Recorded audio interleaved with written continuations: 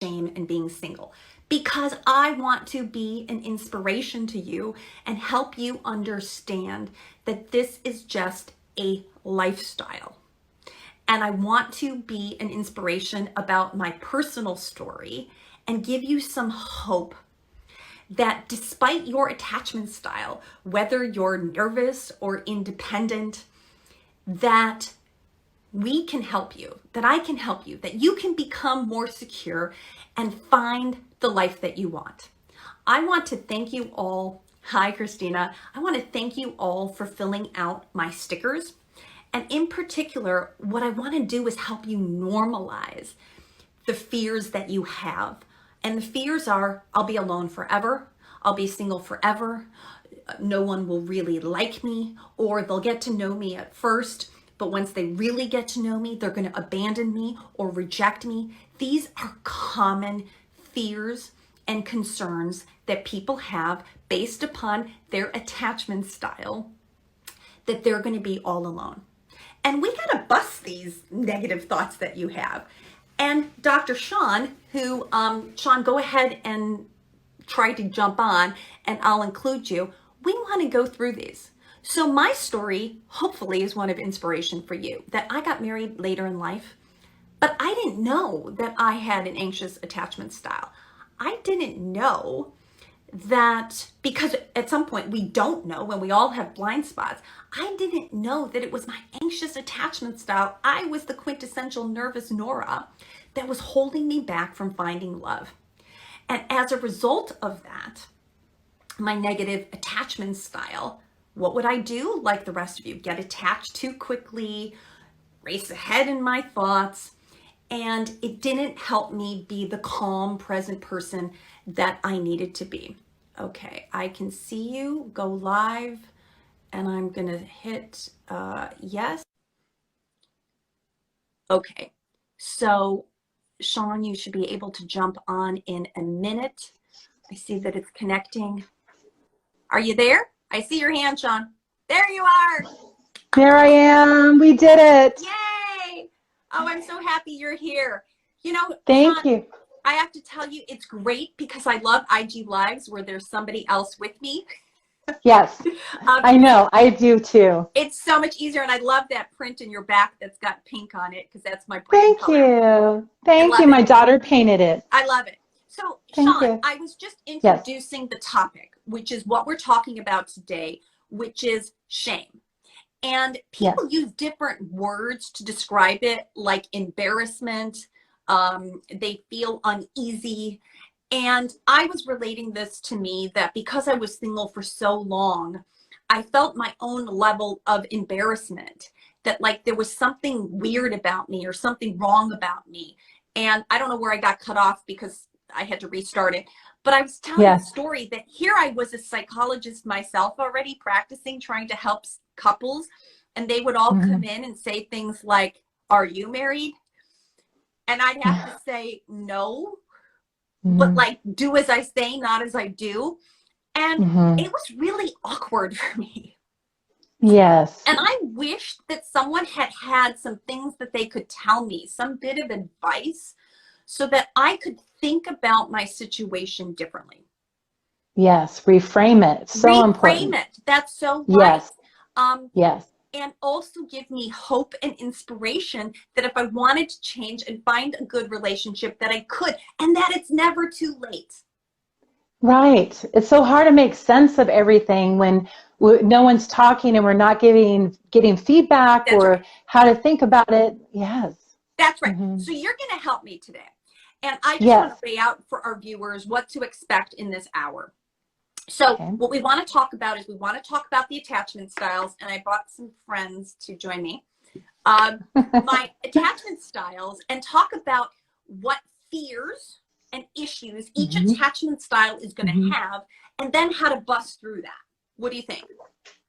That's right. That's what we're going to do. Okay. And then give some solutions at the end. We're going to give some solutions because that's what people want. Some shame-busting solutions. That's right. You are the shame-busting expert. Shawn, is there anything else you want people to know about you before we get started? Yeah, I'm a clinical psychologist. You and I are late stage in our career. I don't like to say that. Oh, well, Okay. we are leaders in our field, We're and experienced. we are very experienced, Right. yes, and so we're not new at this. That's And right. after all of our 20 years plus That's experience, right. we have gathered information on what we really see as being foundational to our struggles That's right. and some solutions. And so we like to get straight to the point and really That's right. gives people specific steps on what they can do. That's right, because there's science to this. There's science to attachment theory, and there's also science to technically proven techniques that people can use to help them. And that's what we want to do Yes, here. Yes. Okay. yes. So, and where can people find you, Shawn? My handle, Dr. Shawn Horn. Perfect. And also I have a podcast, Inspired Living Podcast, and I have a YouTube channel, Dr. Shawn Horn, over there as well. That's fantastic. Okay, good. So let's get started. And what I want to start out with so many of the stickers in my stories, the fears that I had heard, a lot of them had to do with the anxious attachment style. Mm-hmm. And the fears and the worries, hi Melanie, were things like worries that I'll be alone forever, that I'll get hurt like I did in the last one, that I'm not going to recover from a divorce, that I'm going to choose unavailable partners. But the underneath that message was one of not being, oh, hello from the UK, not being good enough on some level. That's right. Right. Mm-hmm. Which is shame. We're talking about shame. That's when you right. don't feel good enough. So here's Maura, because she looks like me, right? Because I am a former nervous Nora myself. Yeah. So I want to say, how did Nora learn these negative thoughts? Oh gosh. Okay. Yeah, go ahead. Yeah, I'll just give a little snippet. So the anxious person, Nora, usually grew up in a home that one or the other parent was inconsistent. So it didn't feel like anyone helped her co-regulate or calm down. She could have had anxious parents. Maybe mom or dad was there sometimes, not other. Maybe they had trouble regulating their own emotions. The parent could have also been somewhat intrusive. But the message in the family was that we should all get along and we should have this tight family. And it's not all that cool to have boundaries either. Mm-hmm. It's kind of like this weird codependency connection. And therefore, it's hard then to understand what you should or shouldn't put up with based upon this family dynamic and the message that you should actually be pretty tolerant. And that somehow you're responsible for other people's feelings and behavior. Yes, and that's the codependent dynamic where if you're upset, it makes me upset, so I need to help you not be upset so I'm not upset. That's right. And it's like your fault that you made me upset, right? I mean, that's look what you did. That's right. So then the person, now fast forward into adulthood, what are they going to look like in dating and in relationships? Very idealistic, very wanting so much this dream relationship, and yet when it approaches them, they push away. That's right. And be a nice girl, right? Be a nice girl, be a nice guy, don't ask for too much. Kind of like this message of being just sort of suppressing your own needs for the sake of others, right? Because that's what the family does. Everyone sort of sacrifices themselves. Yeah, don't be needy. Yeah. Don't be needy. But they might not like you. Right? But I am needy because I have needs, because I'm human. But the message is there's something wrong with that. So confused. Yes. So confusing. And it's like the apple doesn't fall far from the tree. So you're like claiming that I'm dramatic when really it's like, well, where did I get this from? And then you go to your family for support and advice, and they give you that same message. Well, maybe you're just being too needy, or maybe if you don't, they give you strategies. How much do we hear about all these strategies of when you should call and not call, what you should say and not say, when you should do it, all those strategies that come from that anxious attachment. Yeah. And so it's easy that Nora or Nick get kind of trapped in that message, right? I mean, there's like no way they can win that because and why I call it nervous is because it's the nervous system that revs really high, because our nervous system is created 80% of it by the time we're 2 years old. Yes. And so people don't understand that this is just how you feel. Right? But well, obviously, yes, if your nervous system's getting activated, you feel threatened. And you're scared. They're going to leave you, they're going to abandon you, and you're going to blow it. That's right. So the threat is, I have these needs, but I don't know what to do with them. And the fear is just like, I'm too much, right? I'm too much, and I'm going to put that on you. So people are going to get locked in having some shame because there's a mixed message here, right? How do I need to be so you will love me? That's right. And it's not really clear that I can be authentic, right? So what I see, and before we get to how to bust this, what I see is that Nora gets the message that she should be someone different than who she is, especially at the start of dating. And Nora gets the message is that she should be the cool girl. And she should pretend that she doesn't have any needs, because she fears, right, in her head, she feels embarrassed of having these needs because she's conflicted. So she overdoes it to present herself as this cool, calm, and collected kind of person. But then what happens over time? Well, she can't sustain it, right? Yeah, right. And then what happens is, finally, at some point, Nora unleashes all of these needs. And her partner is like, who the hell is this? And they get blindsided because you didn't feel the strength or the courage to be authentic at the beginning. Because if I don't feel good enough, right, I'm not going to feel like I could dare show you who I really am. And therefore, I'm going to pretend to be someone else. And in the end, it's really going to doom my relationship because I was suppressing these needs. And then when they come out, they might come out what I call kind of the anxious angry, where it's got like an edge to it. And isn't anxious attachment is characterized by attaching quickly? Yes, that's right. Yes. Yeah, I'm already planning our wedding before we've had dessert, right? That's right. So people absolutely, because it's kind of like I'm also addicted to it. It's like I love, right? And I so feel that like who I am is connected to who I have. So that's why being single feels so horrible, because it doesn't feel like I'm complete, right? It feels like something's missing. Yes. It's really when they see the circumstance and relationships as an extension of them. That's right. This becomes a problem with parenting too down the road, where they see their children extension. Yeah, we've got to bust that one. Okay, so now you're going to give Nora advice, Shawn. What are you going to tell Nora to do? How are you going to bust through this? So shame, let's just real quick review. Healthy shame is I did something wrong. Toxic shame is I am wrong. Did something bad, I am bad. Okay. So it's this message that you're flawed.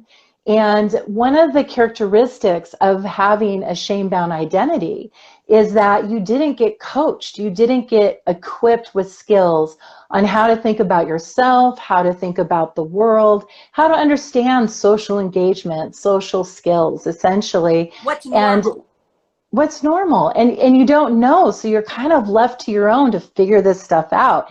And when we're little, we look to our parents to reflect to us who we are, if we're lovable, likable, what our strengths are and our weaknesses.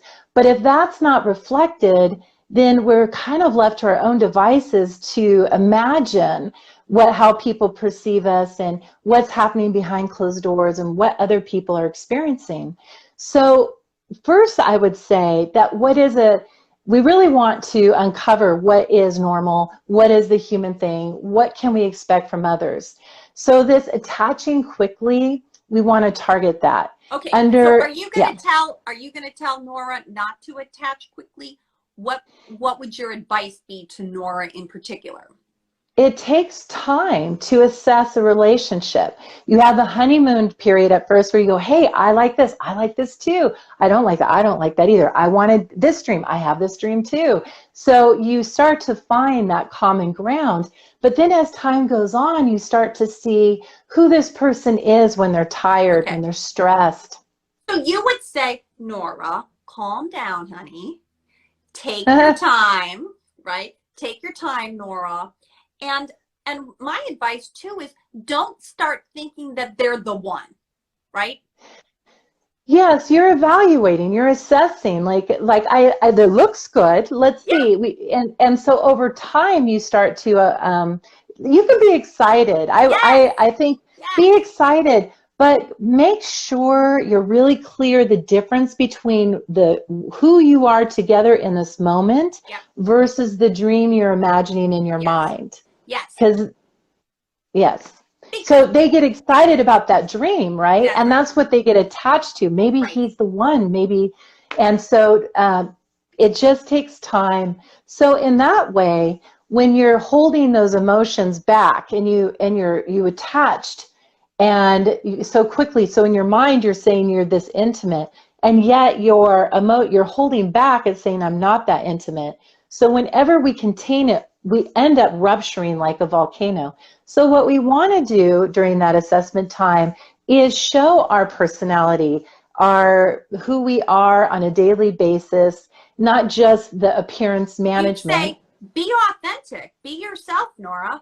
That's what Yes. you'd say. Yeah. And but this also brings up another social skill, which is really assessing people's safety. Is this a safe person? Is this person emotionally available? So one way you can tell if someone's safe is, do they mutually disclose? You want to have it mutual. Like I share this and then I'll share that. And so it's balanced in that Good. way. Good. Versus I have all this stuff I'm going to tell you. And a lot of times when we over disclose, we're doing that because we disclose that level of intimacy when we're intimate with people. I agree. So it tells our brain that we're intimate, that That's right. I shared all this private information with you, so now we are that intimate. But Fantastic. not so. Take your time, make sure it's Okay. balanced. So, Shawn, I want to summarize what you're saying because it's so important. So, for Nora, the message is slow down, be excited about love, but don't get ahead of yourself, right? And you Yes. also say something Pace. that's so crucial that I talk about in dating, which is matching. And Matching. matching is exactly that. That I say, like on a level of 1 to 10, let's say even friends or boyfriend or girlfriend, if I'm treating you like a 9 or a 10, like you're my bestie, but you're Mm-hmm. treating me like a 3, well, we're Mm-hmm. not matched here, Mm-mm. right? So Right. I'm feeling even more vulnerable because I'm wearing my heart on my sleeve and I'm telling you everything about me and my intimacy, and I'm not getting that back. Yes. And so And that's they not going all to be safe. No, and you want them to be emotionally available too. That's the Yep. characteristics of a safe person. So you look at how are they open to emotions? Can they Right. tolerate emotions? Do they share their emotions? And are they there in a supportive way for other Yeah. people? Yeah. If they use language like, oh, they're so needy, they're so clingy, they're so dependent, this is a red flag because they're using the language of an avoidant person that says, I can't tolerate the That's right. emotional needs of others, so I'm going to pathologize them and say that these normal, healthy, appropriate needs are wrong and bad. That's And we right. got to clean that up. And Shawn, that's fantastic because that's a red flag. Nora, by the way, is Mm-hmm. attracted to the Ian type, and we're going to talk about Ian and Isabel next. Yes. But someone who on some level feels calm to them because they're not as dramatic. But if they're emotionally unavailable, that you could like sell your soul down the river, I hate to say, which just Yeah. FYI, I did that too. Thinking like my love would be enough, or I could change this person or save them, or if I showed them how safe I was to be vulnerable with, that somehow I could magically create a secure, Mm-hmm. functioning relationship when I was doing all the work. And that is shame in action, because Yes. what the person is believing is if I can earn their love, then that shows I really am that worthy. That's If they do, yes, and then I am lovable, I am likable, and that's the problem with chasing down those emotionally unavailable people. They don't meet that job description. They cannot reflect to you your value. Other people cannot reflect to you your value. Yeah. It's an inside job. That's right. Someone just asked about love bombing. That's also what either a narcissist could do, or even a nervous person too, which is I just throw all this love at you and it feels good and it feels validating, but oftentimes there's an ulterior motive to that too, right? Yeah, I see that as a warning sign when Yep. people start professing their love Too and much. talking about the dream. It's normally people do that after a significant That's time right. when they get to know someone. Well, the ironic thing is it also doesn't make you feel special, right? It's like, Mhm. you don't even know me, and you're like saying we're meant to be and you're going to marry me and I'm the best thing since sliced bread. I'm like, well, do you tell everybody this? Right? It's hmm different. Timing is so important, right? hmm Um, Some people yes. believe it though. They Yeah. think, oh my gosh, he is the one because he's telling me he loves me, Right. and they just it's Yes. intoxicating. Perfect. So let's just keep moving. I Okay. want to move on to my next character, which is Isabel. Hi, Isabel.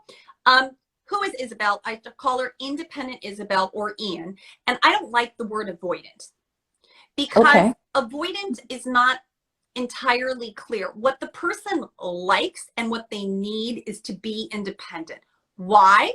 Because they grew up in a household that did not encourage emotional safety. They got the message, be a big boy or a big girl and rely on no one. They might have And gotten need no one. That's right, no one. Like they might have gotten their physical needs met, but the family didn't help them learn or understand how to emotionally connect, how to rely on one another. And so therefore their fear, and some of the question tags were fears like choosing the wrong person, fear of getting trapped, fear of conflict. They don't feel like they have a lot of skills in being able to manage these complicated relationship pieces because they didn't learn that in their family. hmm Yeah, or any emotion that's negative emotion, crying, That's sadness. right. hmm So that's where they learned the shame of that it's weak, right? hmm It's somehow Yes. weak to be expressive. I shouldn't have any needs. And if I express my needs, then you might like leave me. Yeah, then I'm not the responsible adult. I'm not a healthy person. Something's wrong with me. I need to not feel this way. I need to be like, no problem. I don't need you. I've got places to go, people to see. hmm That's right. So I see and my data, my quiz, it's not been validated, but my data is about 27% of people, slightly more men than women, are this type. hmm And God knows a lot of Noras, if you're out there, you have been attracted to these types of men, right? The Ian types who appear the kind of cool, calm, and collected, sort of the bad boys, right? hmm Um, and they're going to be attracted to one another because of opposites, yin and yang, right? That the hmm Nora is the fun kind of girl that she actually reassures Ian because she tells him how she feels, and so therefore he knows that she likes him, and he hmm can be kind of reserved and withholding, and he doesn't have to give too much because like Nora's overdoing in some ways. hmm Someone asked a question, can you be both? I think we can have variations on this, but what I see is it's actually more helpful to see yourself as being more one than the other, because then the treatment is slightly different, and we don't have time to get into all of that, but I think people have a predominant theme. hmm And Diane, I think this attachment style is idealized by our society as the ideal standard to be. We're told we should be independent, and if Yes, we yes. need someone, then we're enmeshed. And don't be enmeshed. And this actually was Yep. a movement in couples therapy in the 90s where they talked about individuating Yes. and being your own person, and your problems are not my problems, and you need to take care of yourself first before we're in a relationship. That's right. But now we know that the research says that does not work. No. We want to promote interdependence Yeah. where we need each other, That's rely right. on each other. It, So all of our friends and people are going to say, you should not need, you should be that's fine right. being alone by yourself. And this is a disorder right now in our society, I believe. It's kind of reminds me right now what's going around with the whole quarantine too of this toxic productivity.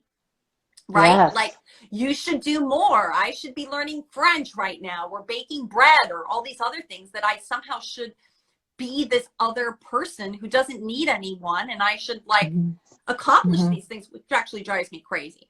You shouldn't be distressed if you're not with somebody. You should be That's right. comfortable being alone. What's the Yeah, big so deal? shaming. Right? Yeah. So but what I see is the person who is the independent type, they have a lot of fears and worries that they don't know how to be different. People like, tell me how you feel. Or they feel like people see them as mysterious. People see them as aloof. And they're saying, well, if I wasn't interested, I wouldn't be here. But they don't know Mm-hmm. how to like take this from inside and express it. They don't Mm-hmm. know how to share that because they've not learned it. And then in their mind, it would be weak. So they're in a bind, right? Yeah, they may not even notice they're feeling That's right. something, Yeah. let alone label it, Yeah. regulate it, and attend to it. Yeah. And I'm just to tell people, I'm going to get to the disorganized type in just a minute. But Shawn, help me now bust through shame for independent types. What would your advice be to Isabel? What should she do? These messages, that crying and feeling vulnerable and feeling a need for someone, we want to rewrite the rules around those and set the new rule that this is not only okay, but it's healthy, and we want to promote it. And so we need to learn what really are the emotional rules or the emotional needs that we have in relationships. They involve comfort me, welcome me, follow my needs, organize my thoughts and feelings. It's really being present, holding space with another person. Yes. So I Yes. tell people, even though you're uncomfortable with that, it's your shark music. Dun, dun, here they come. They want your comfort. They're crying, and you just want to run out that door, push through it. Thank you. Push through it. Shawn, that's great. And I would say to Isabel, like Isabel sometimes has this fear or worry that people are going to like use information against them. I would say, well, what is the evidence that that's true? Because if you risk it and you are so behind the wall and you don't share how you feel, remember with matching, the other person isn't going to feel like you're safe. No. And I would also say, let people know you're working on that. You know, Good. say, Good. I'm really uncomfortable with these emotions, but I'm learning to work That's through right. it. So I might have to take some breaks where I can be with this for a little while, Good. but then I'm going to go and have my break and I can That's right. rejuvenate and then come back. Part of that, they're going to take everything from me, is a lack of boundaries. So they're either in it and they just take it and tolerate it, and then they just, boom, I That's can't right. do it anymore. Perfect. But pace yourself there as well. That And yes. that's great advice, because their fear is being engulfed, right? Their fear is losing themselves, losing their independence. Their fear is that I'm going to disappoint you. But they also have this very romantic, idealized notion that like the relationship should be perfect. And Easy. so therefore, if at the beginning it's not quite right, what's going to happen is they'll think, oh, no, no, no, this isn't for me. And they won't even, again, give it a chance. Yes.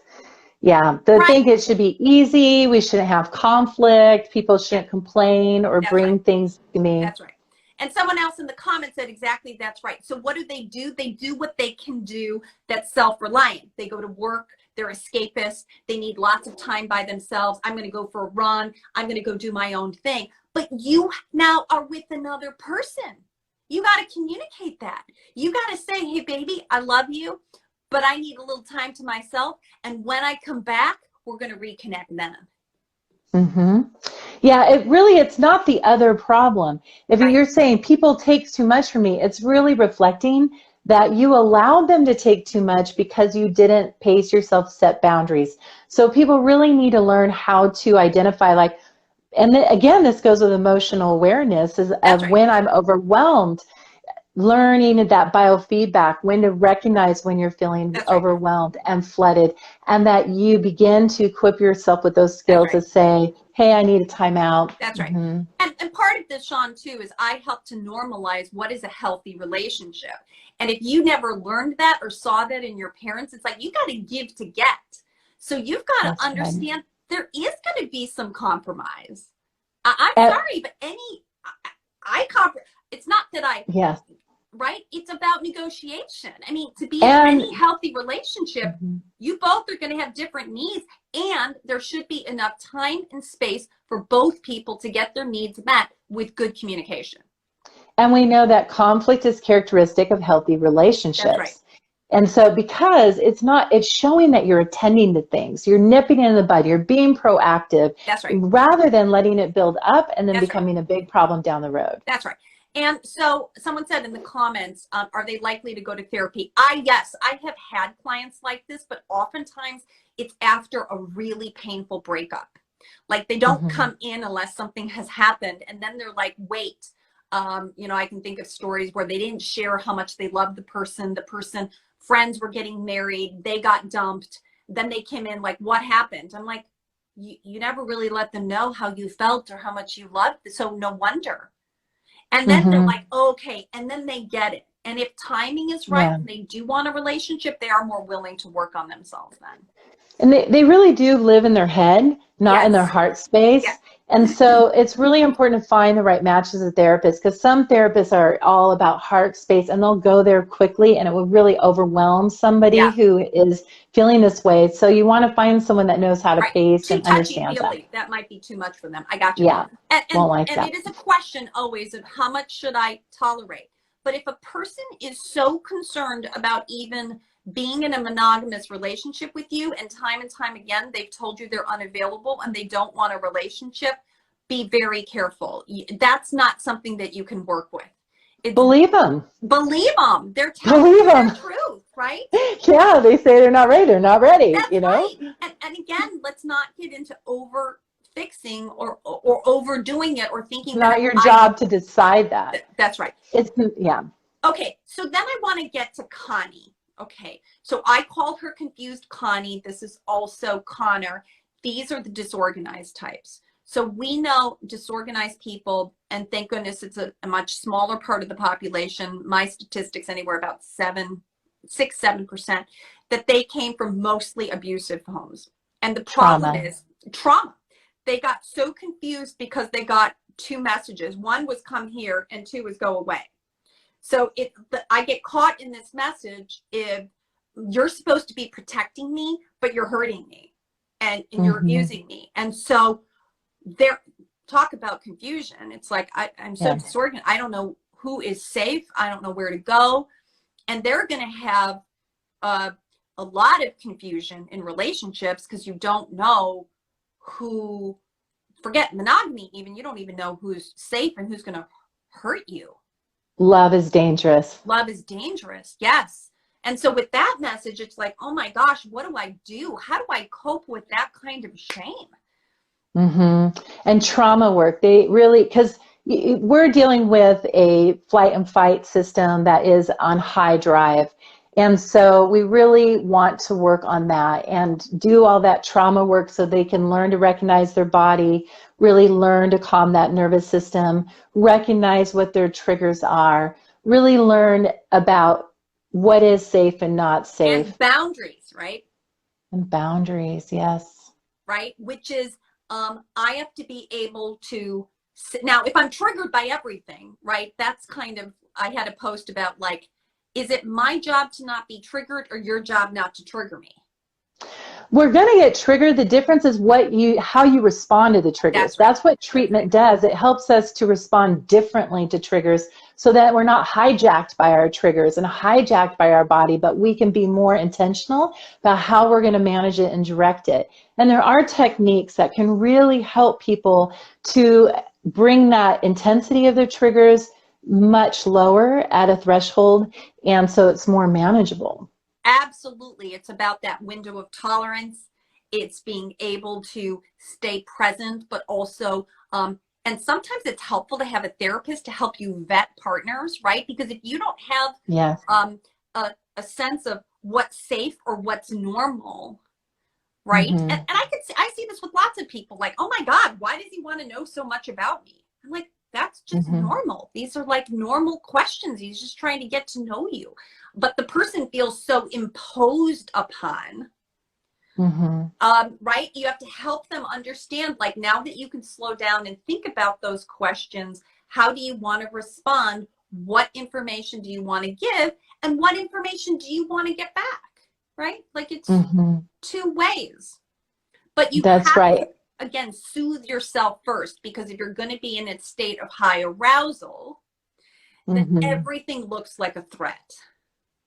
And unfortunately, we're comfortable with the familiar.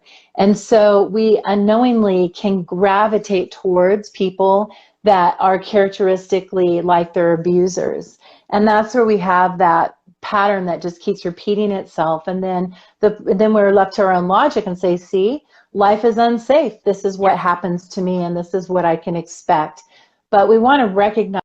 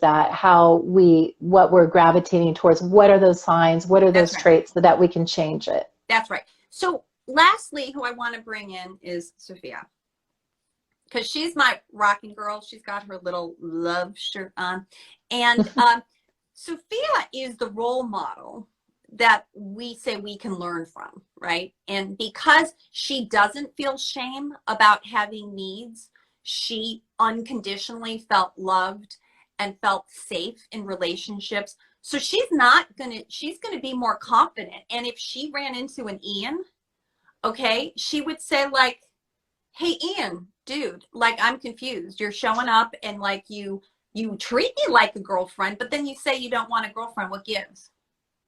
And Nora would be like, oh my God, I can't say that. And I'm like, yes, you can. Because part of it is going to be, you're either going to waste your time, which is one of people's big fears or worries, or you're going to call the elephant in the room. And either Ian is going to want to step up or not. And she's likely to tolerate negative emotions from other people, that if other people are angry with her or sad or frustrated, she's okay with that. She's learned that it's okay if you're angry with me. It's okay if you're frustrated with me, disappointed. I'll still be all right, and we can still work it out. So they might have a higher tolerance for conflict or attending to the relationship. And that might be confusing for other people who are used to having physical validation, that because I wasn't in a world where people actually validated me, I had to see you feel my feelings in order for me to be validated. So they're going to want to evoke that in her. But she's going, what are you doing? Like, I get that, and it's okay, and we can attend to it. So my whole point is, what can we learn from Sophia? Well, we can learn to calm ourselves down like Sophia, because she's not in fight or flight mode. She's got a calmer nervous system. That goes back to meditation. That goes back to breathing. That goes back to exercise, right? If like, oh my gosh, what do I do? How do I cope with that kind of shame? And trauma work, they really, because we're dealing with a flight and fight system that is on high drive. And so we really want to work on that and do all that trauma work so they can learn to recognize their body, really learn to calm that nervous system, recognize what their triggers are, really learn about what is safe and not safe. And boundaries, right? And boundaries, yes. Right? Which is, I have to be able to, now if I'm triggered by everything, right? That's kind of, I had a post about like, is it my job to not be triggered or your job not to trigger me? We're going to get triggered. The difference is how you respond to the triggers. That's what treatment does. It helps us to respond differently to triggers so that we're not hijacked by our triggers and hijacked by our body, but we can be more intentional about how we're going to manage it and direct it. And there are techniques that can really help people to bring that intensity of their triggers much lower at a threshold, and so it's more manageable. Absolutely. It's about that window of tolerance. It's being able to stay present, but also, and sometimes it's helpful to have a therapist to help you vet partners, right? Because if you don't have a sense of what's safe or what's normal, right? Mm-hmm. And I see this with lots of people, like, oh my God, why does he want to know so much about me? I'm like, that's just normal. These are like normal questions. He's just trying to get to know you. But the person feels so imposed upon, right? You have to help them understand, like, now that you can slow down and think about those questions, how do you want to respond? What information do you want to give? And what information do you want to get back? Right? Like, it's two ways. But you have to, again, soothe yourself first, because if you're going to be in a state of high arousal, then everything looks like a threat. And unfortunately, we're comfortable with the familiar. And so we unknowingly can gravitate towards people that are characteristically like their abusers. And that's where we have that pattern that just keeps repeating itself. And then we're left to our own logic and say, see, life is unsafe. This is what happens to me, and this is what I can expect.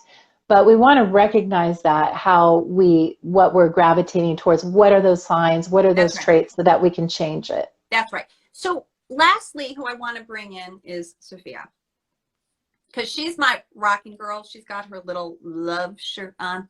And Sophia is the role model that we say we can learn from, right? And because she doesn't feel shame about having needs, she unconditionally felt loved and felt safe in relationships. So she's going to be more confident. And if she ran into an Ian, okay, she would say like, hey, Ian, dude, like, I'm confused. You're showing up and like you treat me like a girlfriend, but then you say you don't want a girlfriend. What gives? And Nora would be like, oh my God, I can't say that. And I'm like, yes, you can. Because part of it is going to be, you're either going to waste your time, which is one of people's big fears or worries, or you're going to call the elephant in the room. And either Ian is going to want to step up or not. And she's likely to tolerate negative emotions from other people. That if other people are angry with her or sad or frustrated, she's okay with that. She's learned that it's okay if you're angry with me. It's okay if you're frustrated with me, disappointed. I'll still be all right, and we can still work it out. So they might have a higher tolerance for conflict or attending to the relationship. And that might be confusing for other people who are used to having physical validation, that because I wasn't in a world where people actually validated me, I had to see you feel my feelings in order for me to be validated. So they're going to want to evoke that in her. But she's going, what are you doing? Like, I get that, and it's okay, and we can attend to it. So my whole point is, what can we learn from Sophia? Well, we can learn to calm ourselves down like Sophia, because she's not in fight or flight mode. She's got a calmer nervous system. That goes back to meditation. That goes back to breathing. That goes back to exercise, right? If we can lower that, what we call our allostatic kind of load, like being in this revving, anxious place, then that's going to help us think more clearly, right? And then if I'm thinking more clearly, then I can act with confidence. and I can have the conversations that need to be had. Because also Sophia doesn't take it personally. It's not like I'm attracting a bunch of losers. She just thinks there's some people out there who aren't ready or who I'm not a fit for. And that's a skill, to not take things personally. Yes, it When is. shame says take it personal, That's but right. she's learned that where she stops and other people start, and that they do not reflect her, and she's got that clarity inside her. That's right. So what we can learn from Sophia about not having shame is that when you are, again, a confident person and you're not getting triggered, then you can not be doing cartwheels and working so hard to try to please this other person. You just get to what would be the conclusion quicker. Mm-hmm. And I would say she would have shame. Everybody has shame.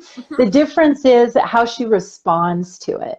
So when she does feel that, oh no, I'm not good enough and I'm being rejected, she can assess that and go, okay, what part is this mine? What part of it isn't?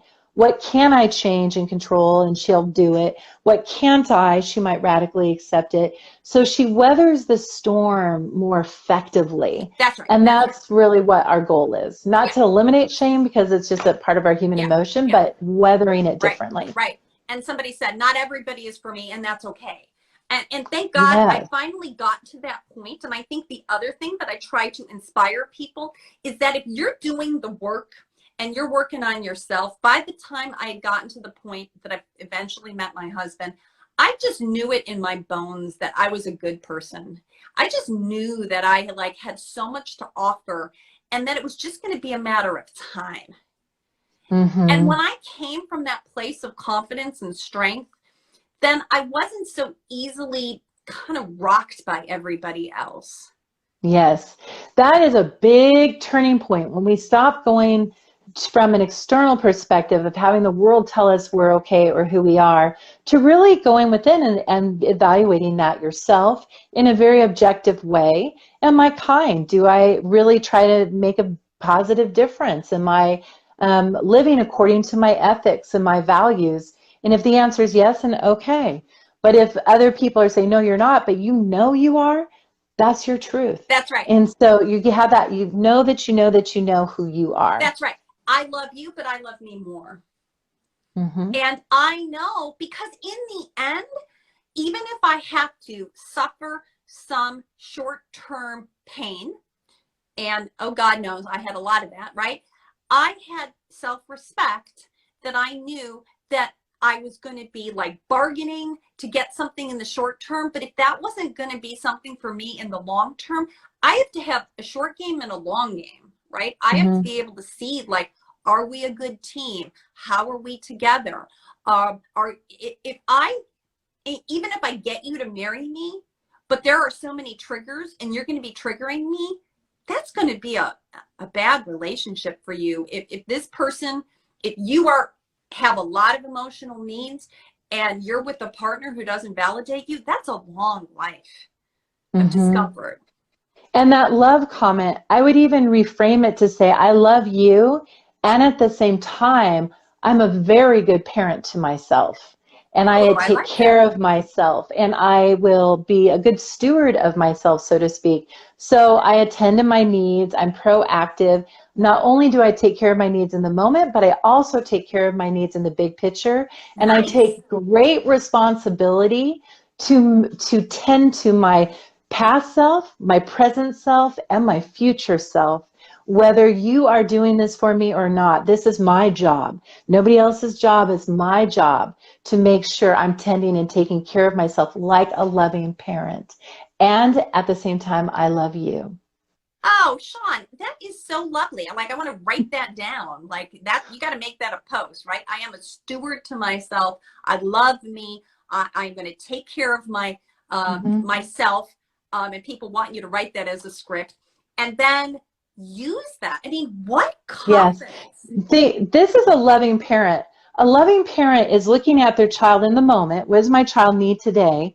But they're also anticipating the future. They're saying, they're going to have these expenses in the future, so I'm going to set money aside. They're going to need their immune system supported, so I'll make sure they have good nutrition. They need to have their dreams supported. So how can I do that? Yes. So they're balancing in this way of tending now and in the future. But if we didn't have that, we feel that my needs are not going to be taken care of unless somebody else outside does it. But in an ideal situation, we receive that kind of parenting. So then we grow up and we do that for ourselves. Yeah. This is what the therapeutic journey is that we now stop abandoning ourselves. Yep. Stop betraying our own needs when our needs say, this hurts me, I'm not okay. And your inner critic says, well, tough.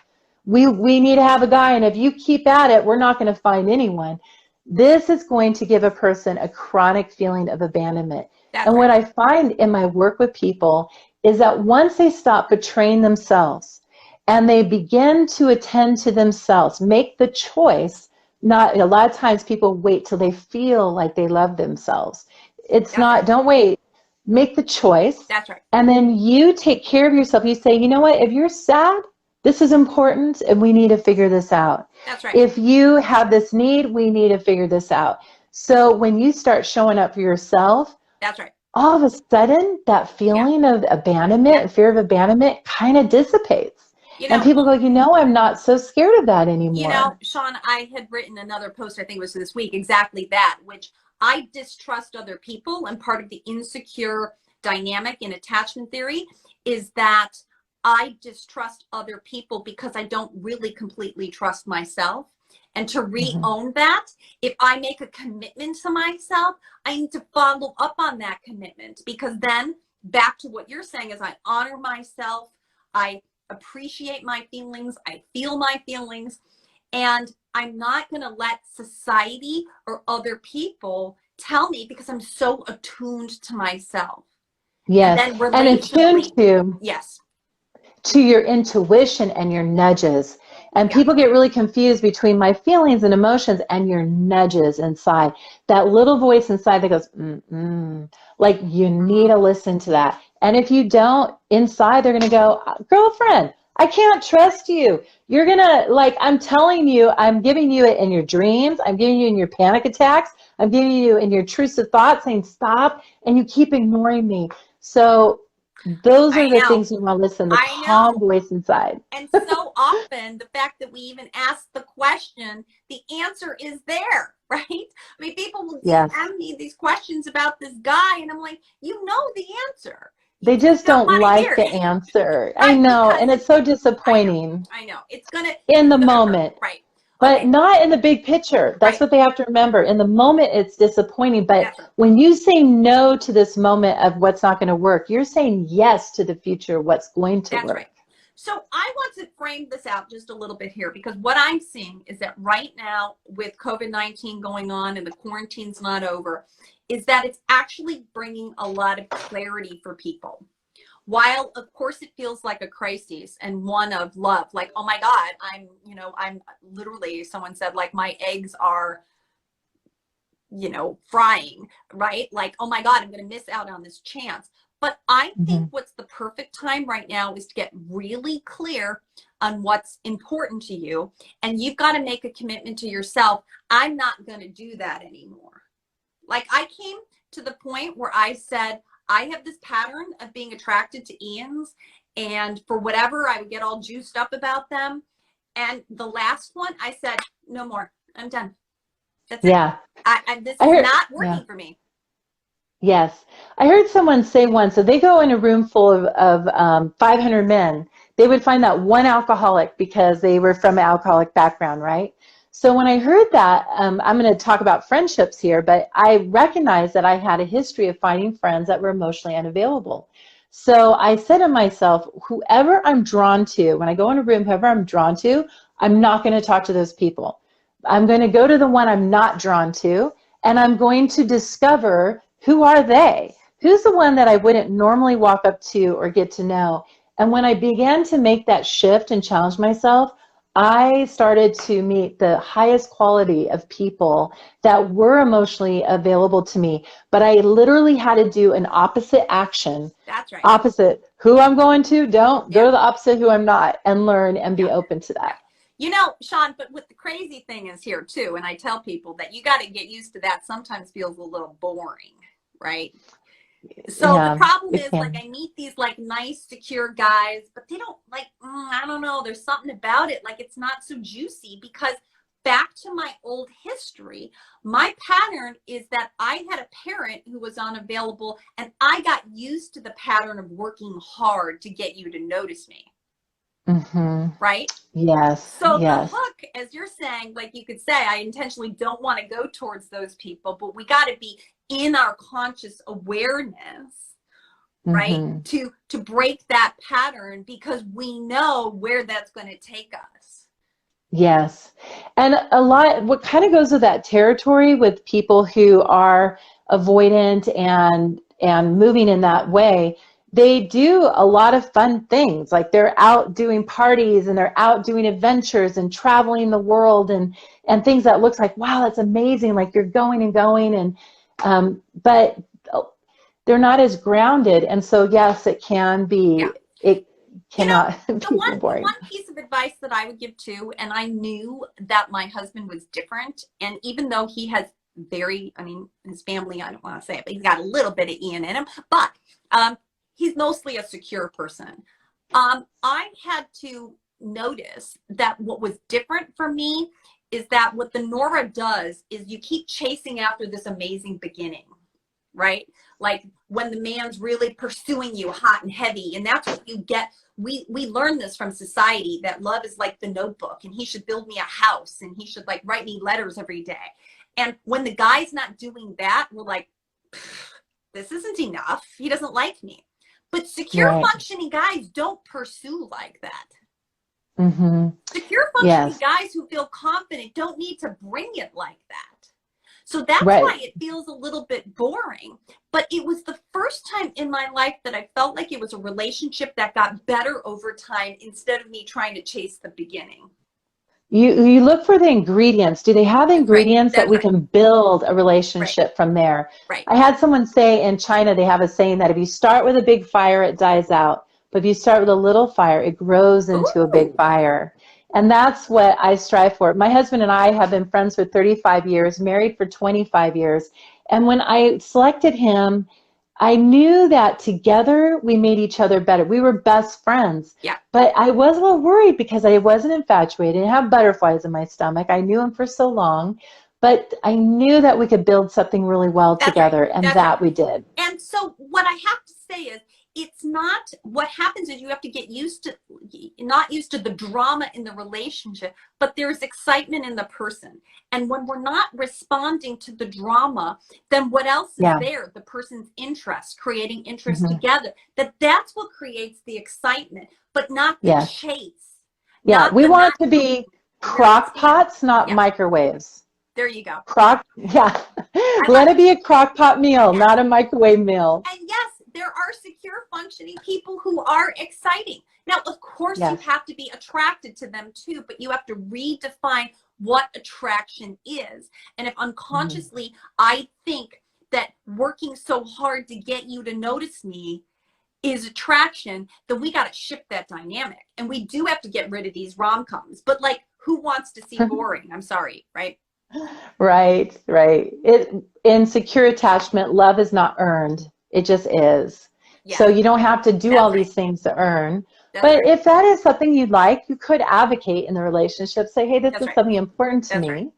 Yeah. Hmm. So Shawn, before we run out of time, Yes. you're going to save this where? Tell people where they can get a copy of this. Yes. So I'm going to put it on my YouTube channel, Perfect. and I might upload it to my Inspired Living podcast. Okay. So I will have it in either one of those or both available. So ladies, my advice to you is there are super boring guys out there. Yes, there are.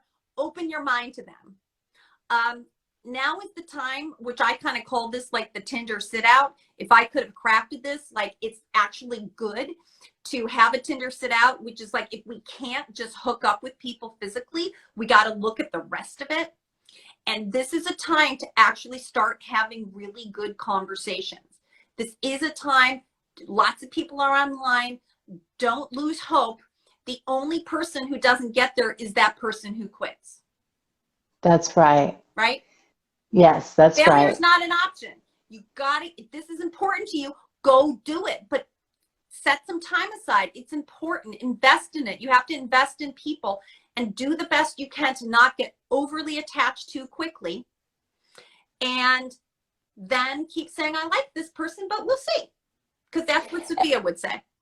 And I would say guard from imagining what people's relationships are like when you see people go, oh my gosh, they're so amazing. We don't know what's happening behind closed doors.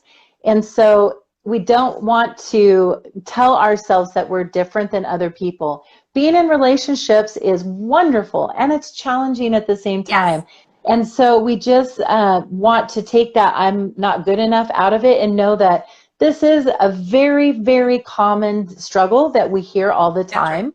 And it's healthy and it's normal and it's appropriate to desire to be in a Yeah, relationship. that's We right. want you to be in a relationship. We want you to be interdependent. So be patient with the process, but stay in the game and keep going and get the support you need to help you think through it, because we can't be left to our own devices and make sense of all this. Shawn, this is so beautiful. Thank you so much. It's about loving yourself, Thank you. looking for Yes. that right person. It's a human need that we all have to connect, to get rid of these shame messages oftentimes that we get from society or our family, and keep doing the work.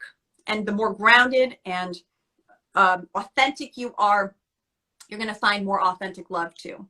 I'm going to end That's this right. so that way I don't lose it. Okay. Yes. And everyone, Thank you, be in touch with Diane. Shawn. And I want you to write that script, because I need to make that a post, and then I need to make it available to people. Okay. Thank you Shawn, my so much. friend. Thank you. Thank you. Okay. Bye-bye.